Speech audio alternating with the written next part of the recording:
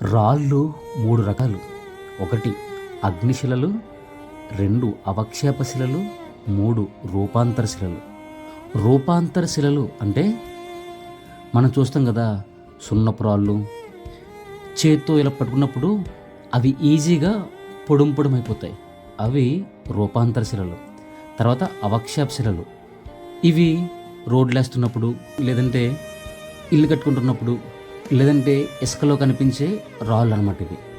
వీటిని అవక్షేప శిలలు అంటారు.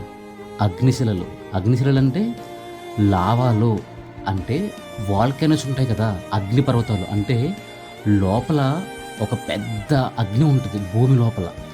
అక్కడ రాయి మరుగుతూ ఉంటుంది. అక్కడ రాయి ఎలా ఉంటుంది? వాటర్ లాగా ఉంటుంది. ఆ నీళ్ళలాగున్న రాయి మరిగి మరిగి మరిగి మరిగి అన్నం పొంగినప్పుడు ఎలాగైతే పైకి పొంగిపోతుందో అలాగ లోపల మరిగిన రాయి పైకి పొంగి వస్తుంది. దాన్నే లావా అంటారు. ఆ పొంగి వచ్చిన రాయి ఆ పర్వతం మీదకి వచ్చి అలాగ ఒక లేయర్ కింద ఫామ్ అవుతుంది. దాన్నే గ్రానైట్ రాయి అంటారు. తెలుసుగా అందరికీ గ్రానైట్ రాయి ఎంత విలువైందో, ఎంత ఖరీదైందో. అది ఎక్కడ వాడతారు? డైనింగ్ టేబుల్ దగ్గర, ఎక్కడైనా కిచెన్లో, అంటే చాలా విలువైన అందమైన ప్లేసెస్లో వాడడానికి. ఒకే ఒక మాట చెప్తున్నాను, ఏదైనా అగ్ని వచ్చినప్పుడు పరీక్షకు గురై అక్కడ నిలిచినదైతే అది చాలా విలువైంది. అది రాయి అయినా కూడా. చూడండి, రూపాంతరశిల పట్టుకుంటే కంకర్రాయి నలిగిపోతుంది. అది తొక్కబడుటకే కానీ ఇళ్లల్లో బేస్మెంట్లో వేయుటకు తప్ప దేనికి ఉపయోగపడుతుంది? అవునా?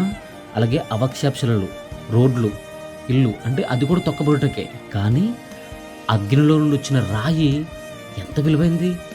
గ్రానైట్ రాయి. ఒక ఇంటిని డిజైన్ చేయటకు అది విలువైన దానికి వాడుకుంటున్నాం మనం. గ్రానైట్ అగ్ని చేత పరీక్షించబడిన రాయి. రాయే కాదు, దేవుడు వాక్యం సెలవిస్తుంది, మన భక్తి కూడా అగ్నికి పరీక్షించబడినదే ఉంటే అప్పుడు మాత్రమే అది విలువైంది. ఆ అగ్ని ఖచ్చితంగా పరీక్షిస్తుంది. ఆ అగ్ని దేవుని వాక్యం.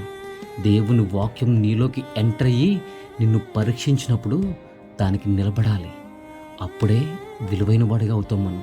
గ్రానైట్ రాయి విలువైనది, అగ్నిలో నుండి పుట్టుకొచ్చింది కాబట్టి అగ్నిలో పుట్టాలి మనం కూడా. అప్పుడే లోకంలోనూ పరలోకంలోనూ ఇంకా ఎక్కడైనా ఏదైనా ఉంటే అక్కడ కూడా విలువైన వాడవు నువ్వే.